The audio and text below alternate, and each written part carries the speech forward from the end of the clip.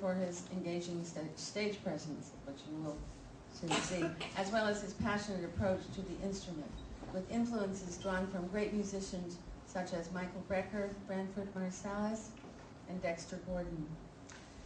His growing list of career achievements includes numerous radio interviews, several nationally televised appearances, his endorsement with Van Doren, which is a highly respected company within the music industry, impressive concert ticket sales that include outselling world-renowned performers such as Chuck Mangione, and his 2006 signing to a recording contract with New York City, Dortmund, Germany-based record label known as Tierra Records. That signing led to Front and Center, Latimer's debut album, which is enjoying impressive sales both domestically and internationally. I don't know if you brought your CD with you, Shenole, but we may have to make a line here. We have to hold everybody back. Shenole Latimer performs frequently throughout the central region as well as the east coast of the United States. He continues to be a highly sought-after lecturer and clinician with a voice and style all his own, and he enjoys several sideman projects from artists who thrive in the blues, neo-soul, rhythm and blues, adult contemporary rock, and pop music scenes.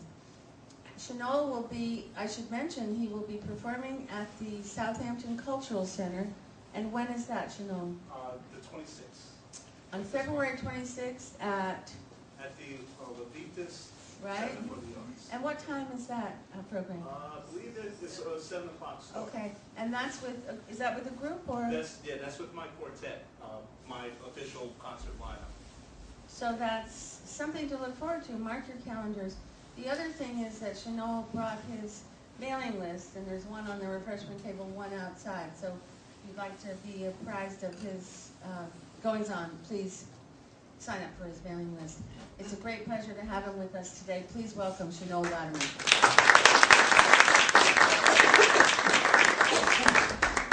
Thank you. Goodness. What an introduction. I feel like I'm at the Grammys. Actually, you know, it's funny. I had a couple of house cleaning announcements myself, and she took care of them all for me. So I get to just start. Well, first of all, welcome, everyone. This program I usually call Our Music, Our Culture, but however, I felt today might be a little more appropriate to call it a walk through jazz history, because what I'd like to do for you all today is go through several periods of jazz from roughly the 1920s or 30s on through almost today. And along the way, I'll explain a few things about that period, and I'll play a period piece.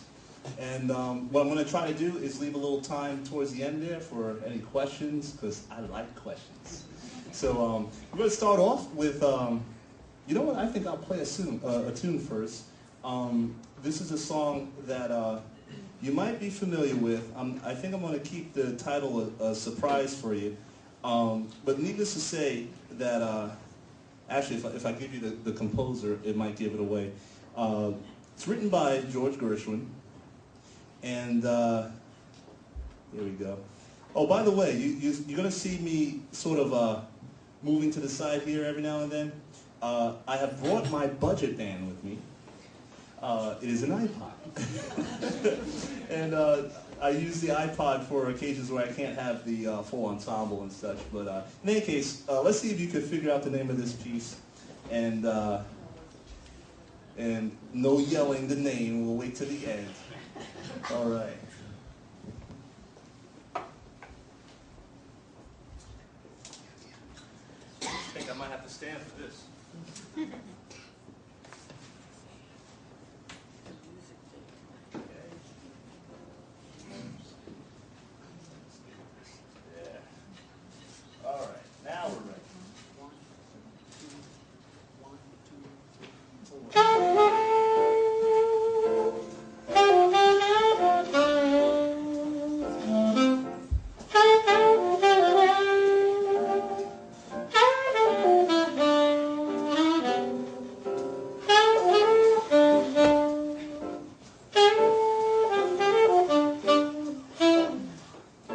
There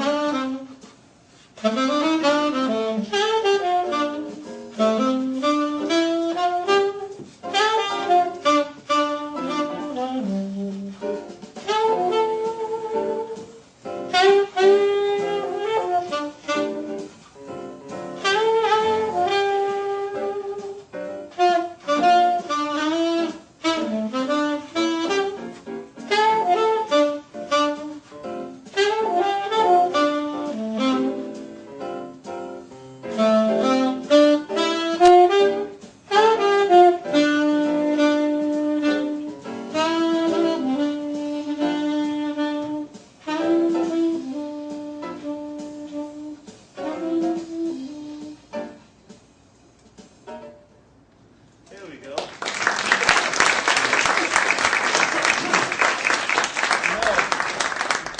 I think I'm going to exercise my right to use my big mouth, as my wife calls it. There we go.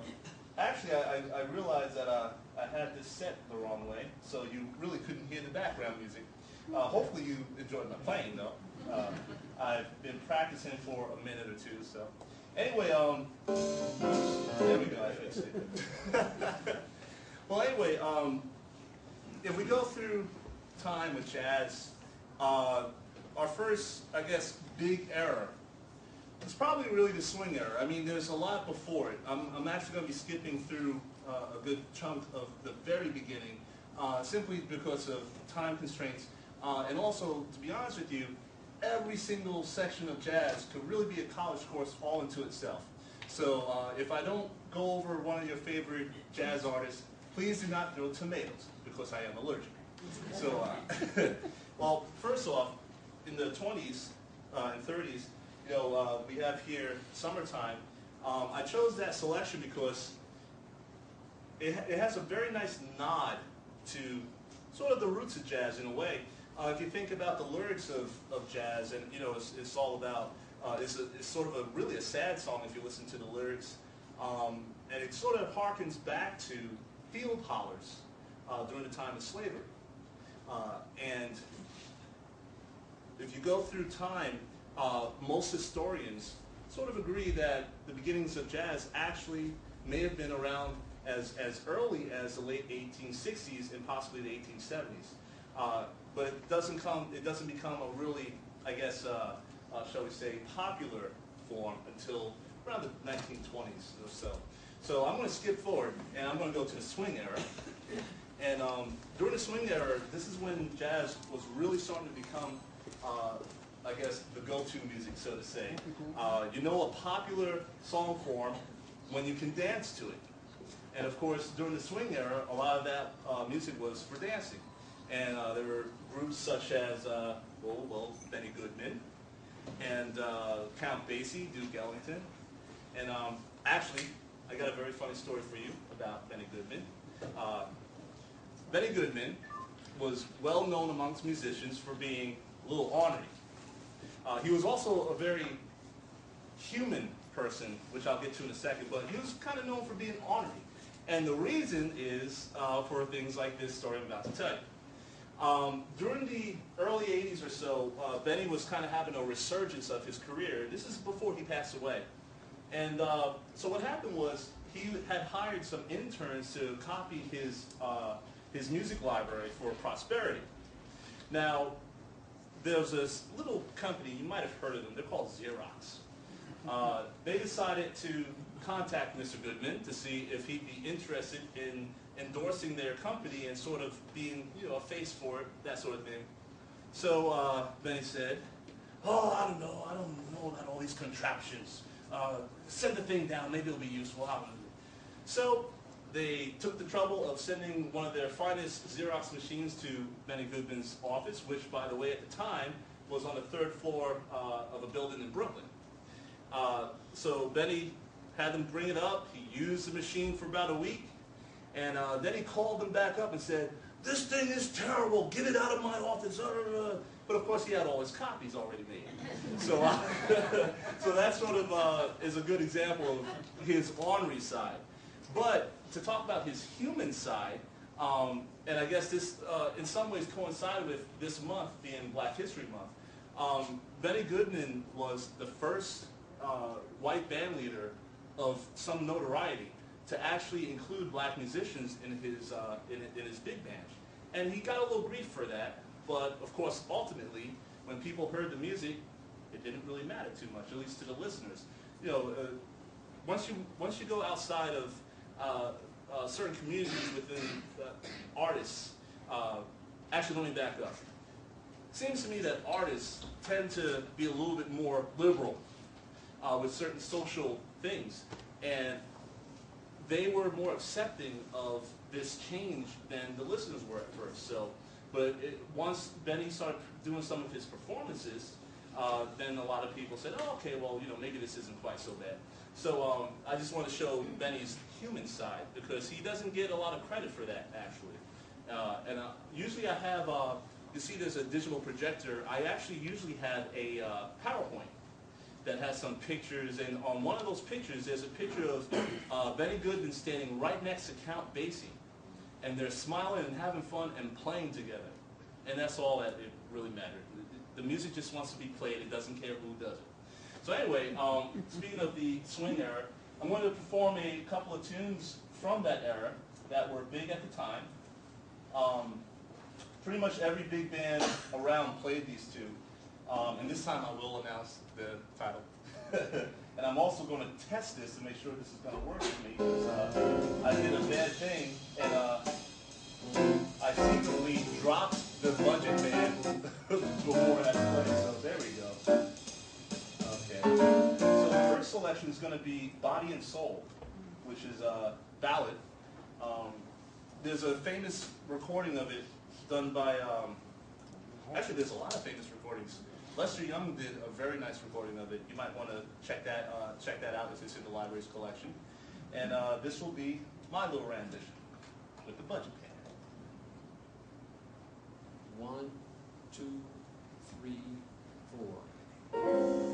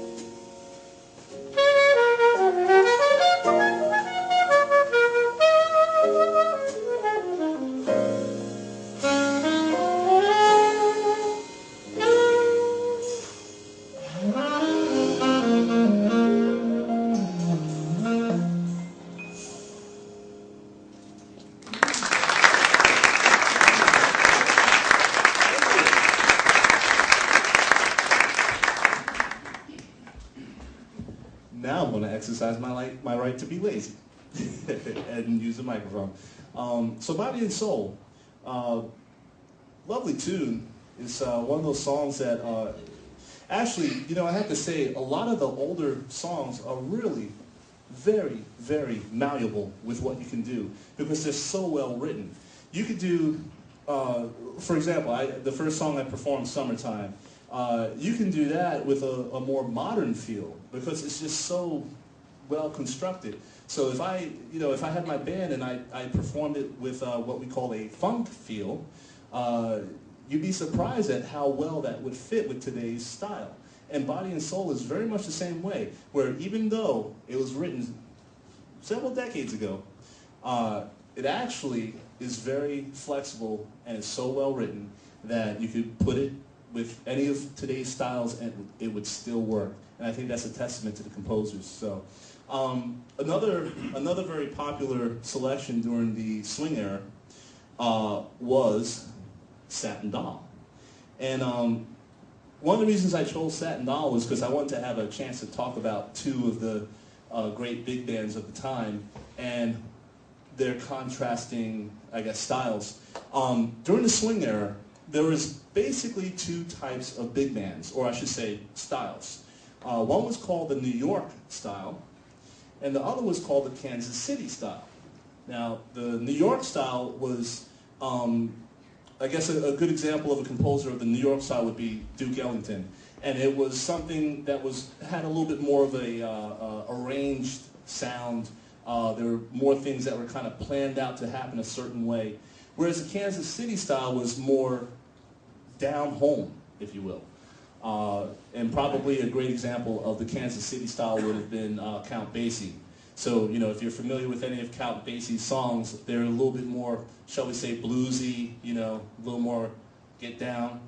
And Duke Ellington, no pun intended, is maybe a little bit more sophisticated, in any case, this song is Satin Doll.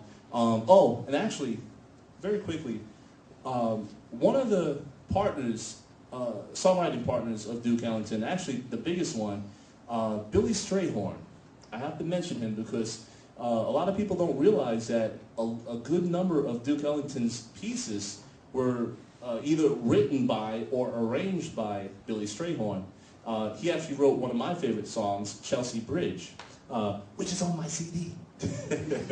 Anyway, this is Satin Doll.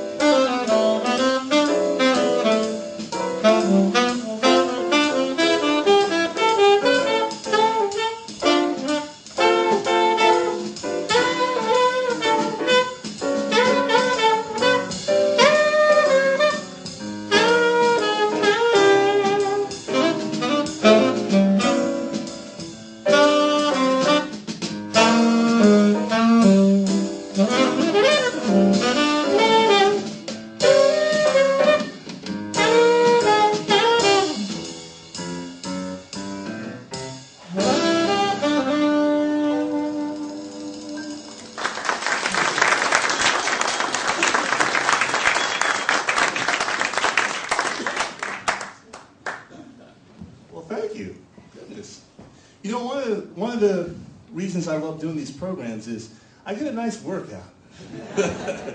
And with this winter going the way it is and all the baked ziti I've been eating, I could use the workout. Anyway, so that was the swing era.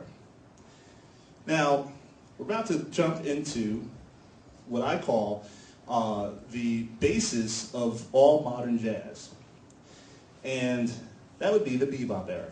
Now, there's a big difference between the swing era and the bebop era music. And one of the biggest changes was tempos. Now, with the two selections I just performed, you'll notice, like, you can probably dance to those. The first one was maybe a little slower, a ballad, so, you can get next to your loved one and do a slow dance. Or you could have kind of done a little two-step with Satin Doll. But with bebop, things change a bit. Usually the tempos were so fast that, well, if someone saw you try to dance to it, they think you're having an epileptic seizure. The other thing is that harmonically, and now I'm going to get kind of musical with you, harmonically, the music was more complex. So if you think about any form of popular music, doesn't matter what genre it is, through the ages, it's usually signified by a relatively simple harmonic structure because it's a little bit more acceptable to the uninitiated ear.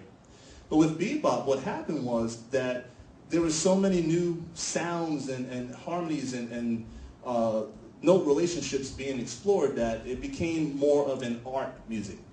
This you came to listen to, you didn't come to dance to. And there's several musicians that were well known for this movement, the bebop movement. The first one I have to mention, piano player, Thelonious Monk. Anybody ever hear of him? Yeah. All right, y'all are hip. Okay, there's a bassist that was very prevalent during that time. You might not have heard of him because typically when people think of artists, they tend to think of band leaders, and unfortunately this gentleman was never a band leader, but still a monster bass player nonetheless. His name was Ray Brown. Then drummer Max Roach was often used in a lot of the sessions. And then come two horn players that I love to talk about.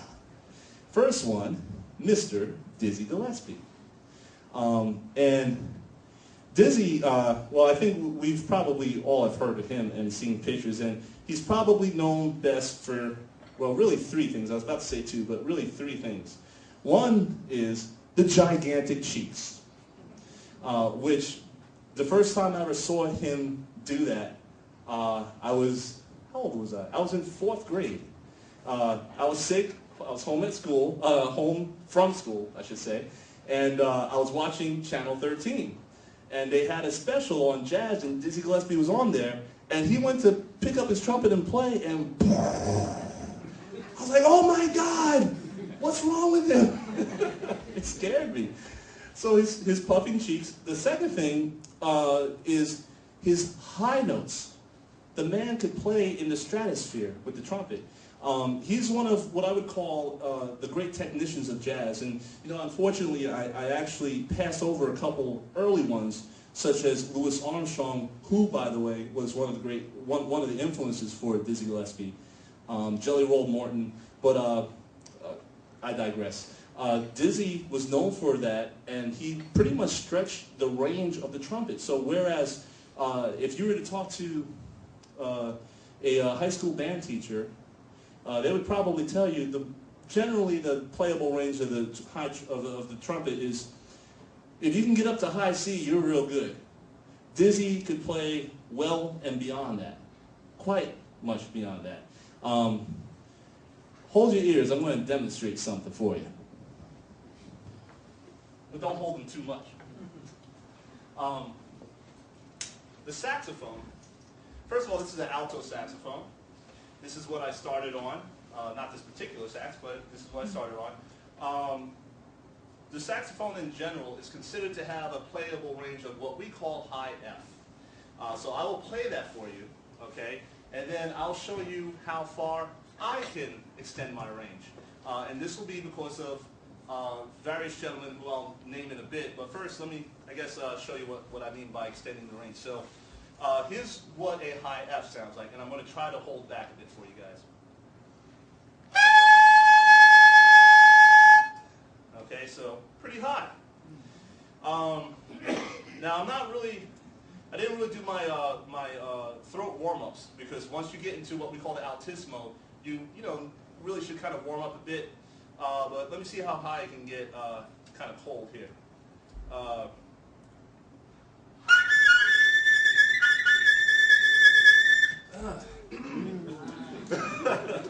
Now, when I'm better warmed up and I've actually prepared myself, I can play almost an octave above that. But there's no need to, because I'd be calling the dogs home. But now that note I just played on a sax is easier. There's my performance voice. That's easier to perform on a saxophone than a trumpet. Dizzy could reach that. That's pretty good. So his high notes, and then finally the third thing he was very well known for is his bent up trumpet, which there's a quick story for. Trumpets don't, of course, normally look like that. What happened was during the what was it? I think it was the 50s, I believe. Dizzy was part of, or it might have been the 40s, but Dizzy was part of a couple different big bands, and of course that's kind of where he got. Well, one of the places he got his nickname, because he used to clown around a lot, so they called him Dizzy. But so anyway, what happened was this one particular concert, Dizzy had to go to the bathroom in between the sets. So he sat his trumpet down on the bench backstage and went to the men's room. While he was there, his good friend, trombonist, and I'm having a mental lock on his name, but anyway, he sat on the trumpet, bending the bell, the end of the trumpet, to a almost 45-degree angle. And when Dizzy came out and he saw this, he flipped out. Of course, instruments are not cheap. But he couldn't do anything about it. They had to go back on stage and play right then. So he went to play, and as the story goes, and by the way, when I tell you these stories, some of it is from first or second-hand knowledge. This particular story, I was told by one of my mentors. His name was Todd Kuhlman, and he played with Dizzy. He was a bass player. But anyway, so what happened was Dizzy went to play, and then he was shocked, because for the first time in his career, he could actually hear himself. Let me explain. You see, is the normal trumpet, the bell, or the part where the sound comes out, goes that way. So all the sound is going away from the player. So once the bell was bent up, he could actually hear himself. So he actually was able to work on his tone and things like that. And I can relate to that because as you look on the saxophone, it too, the bell causes the sound to move away from the player. So believe it or not, I don't know what I sound like unless I walk in front of a wall and play into the wall and let the sound bounce back at myself. So if you ever been to a New York City jazz club and you saw a player doing that, that's what they're trying to do. They're trying to get a sense of their tone and see how they sound for the night. So anyway, so the bebop era, I'm going to see if I could sneak in a tune by another great horn player of the bebop era, and that is Charlie Parker. And very quickly, there's a nickname he's often associated with. Anybody? Any takers? Who said that?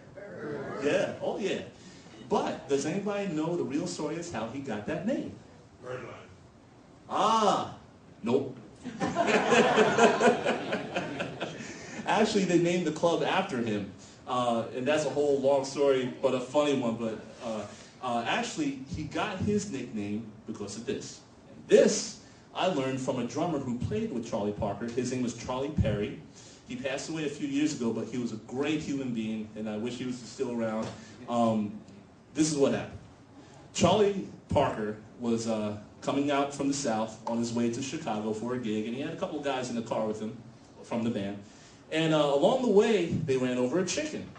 So Charlie said, "Hey guys, stop, stop, stop." So they said, "What's wrong, man? Go back and get that chicken, man. I want that for dinner." So they went back. Now, of course, the guys would not let him live it down. So they started calling him Yardbird because in the South, Yardbird is a slang word for chicken. And of course, over the years, some people just shorten it to bird and stuff. And so that's how you get Charlie Parker, Yardbird. So anyway, this speaking of Yardbird, this selection is called Yardbird Suite, and it's written by Charlie Parker. And I haven't played this in, goodness, a long time, which is shame on me. But it's a fun tune. In fact, you know what? I might have to cheat. I'm going to look at the music. Believe it or not, in jazz, there actually is sheet music. But not for the solo. So when I play the solo, that's going to be all me. All right, Yardbird Suite.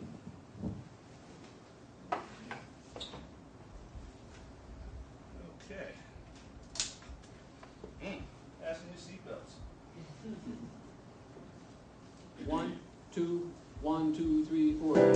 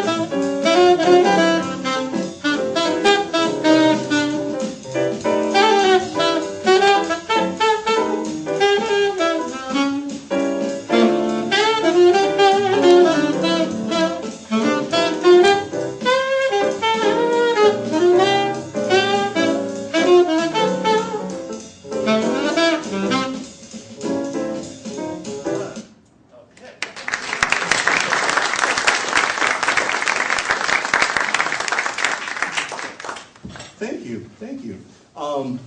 You know, I want to make sure that I leave some time for questions because I love answering questions. Now, there's one period that unfortunately I won't really get to, but you can hear a product of that by coming to the concert that I'm doing on the 26th. And I'll briefly explain, I guess, what I did today versus what I would do during a normal concert that I do. In this situation with, I guess, talking about the historical nature of jazz, I have to modify my playing style to, I guess, represent those different eras. So what I really am, in terms of, I guess if you talk about what genre of jazz I perform in, I'm what you would call a post-bop player. Now, that was bebop. Then there was hard bop. That was the 50s and 60s. And then pretty much from the 60s on, they call it post-bop for the most part. That would be modern jazz players. If you think of, it was mentioned earlier, one of my influences are Branford Marsalis. That'd be accurate. Branford is close to what my playing style is, or Michael Brecker, those sort of people. But here, you know, you can't play Michael Brecker when you're trying to demonstrate Charlie Parker. so in any case, so what I won't be able to go over is the 60s, because that's where things got kind of interesting and became more modern. But I definitely invite you to check out artists such as Wayne Shorter, John Coltrane, actually Miles Davis. Miles Davis had some kind of a new style going on pretty much almost every decade, it seemed like.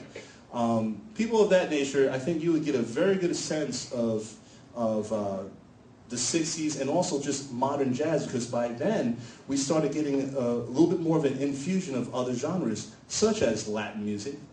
And actually, the dirty little secret with Latin music is it was actually being included into jazz in the 40s with the big bands. If you think of mambos and sambas, that was really the first what we call fusion music, but generally people think of it as the 60s and 70s when fusion came about. So, you know, so some of the jazz you might hear today, such as, let's say, smooth jazz, you know, a lot of us musicians call it fusion. I personally call it instrumental R&B, but, you know. So anyway, let me stop there. I will again mention that I have a mailing list. So please put your name and your email address. You'll get to know where I'm going and what I'm up to. I also have some educational features every now and then. And, oops, excuse me, if you want to know more about the concert I'm performing, I have little leaflets that you can take with you. So with that... Well, let me just add that we had said 12 to 1 for this, but we could go on for a little bit longer. Oh. Like 15 more minutes, shall we? Because we're enjoying it, and so Oh. want to play. Oh, well, okay. Okay, so you know what?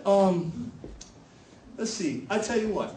I will perform a piece from the 60s by one of the artists I mentioned, Wayne Shorter.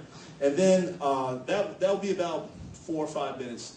And then I would love to take questions because, like I said, I love to answer questions. And, you know, it's important to let people know about jazz because without you guys, I can't make a living. Oh, goodness. All right, let's see here. Here it is. All right. 1, 2, Shorter. 3, 4, 5. Footprint. Okay, and there's no bass. How do you like that? There it is.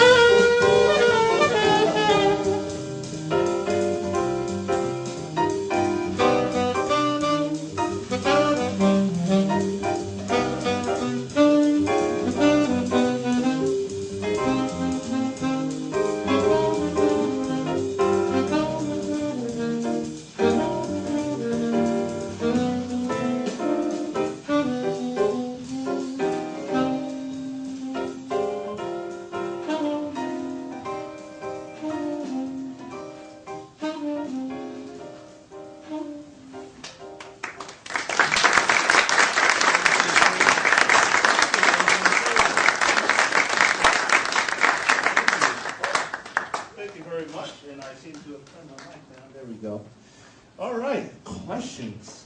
Now, they can be about jazz, jazz history, music in general, entertainment. Actually, it could even be about science, because believe it or not, before I was a jazz musician, I actually went to school to become a marine biologist. And as you see, I changed my mind.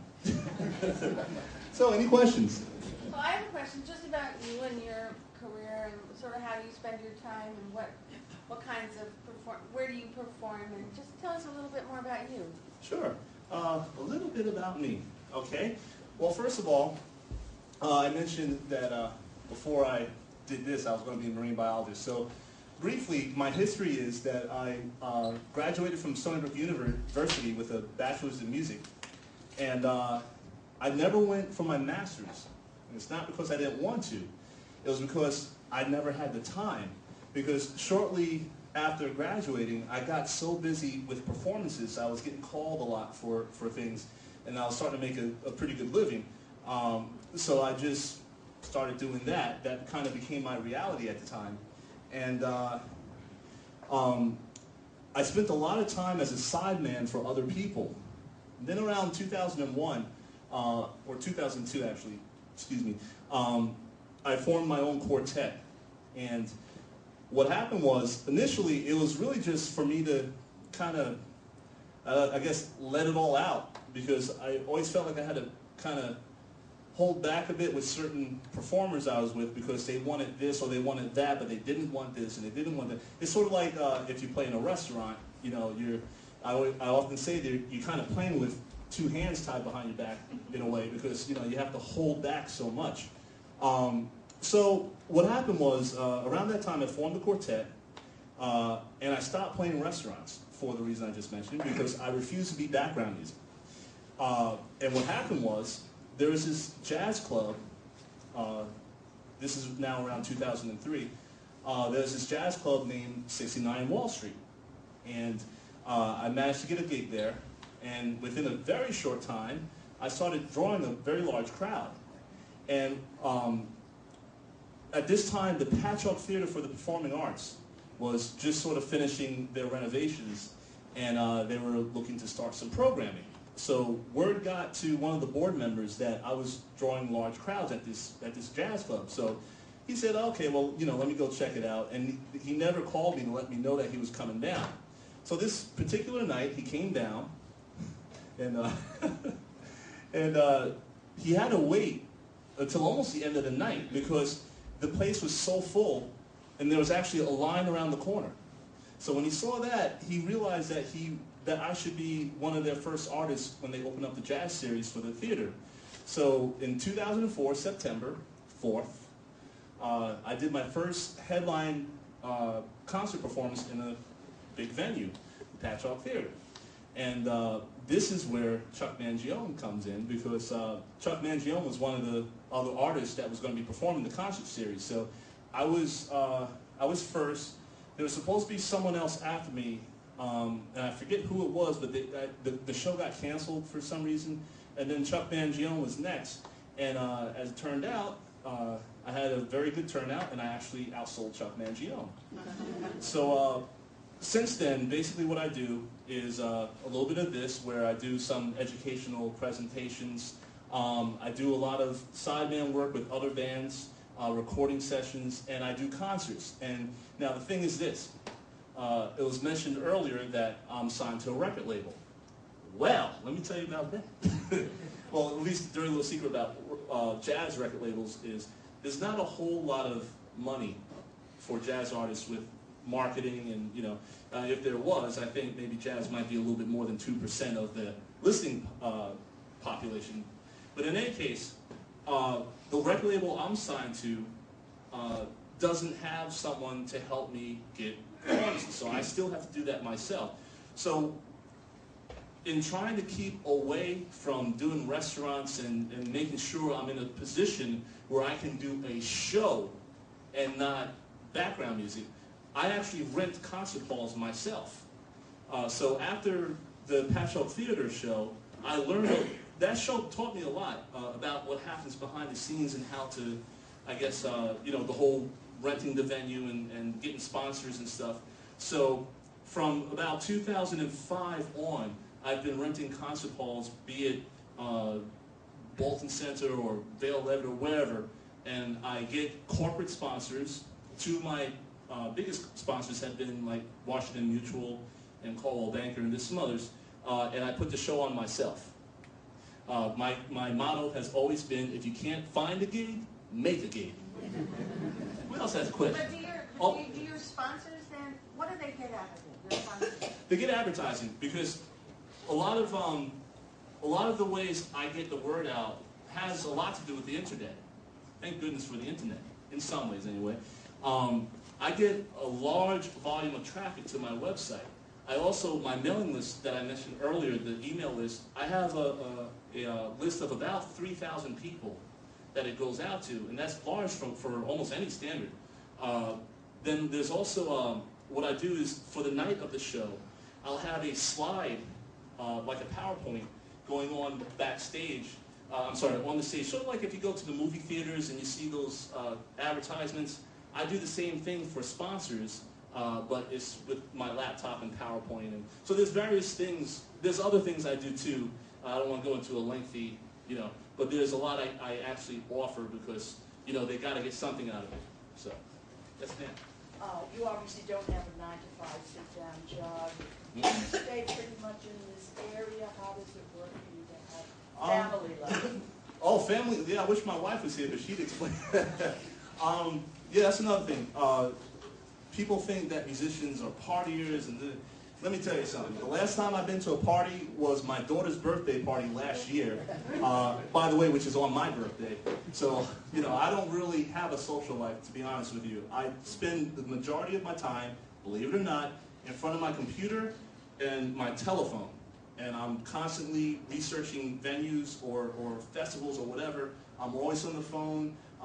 My work day is seriously, and if my wife was here, she would testify to it.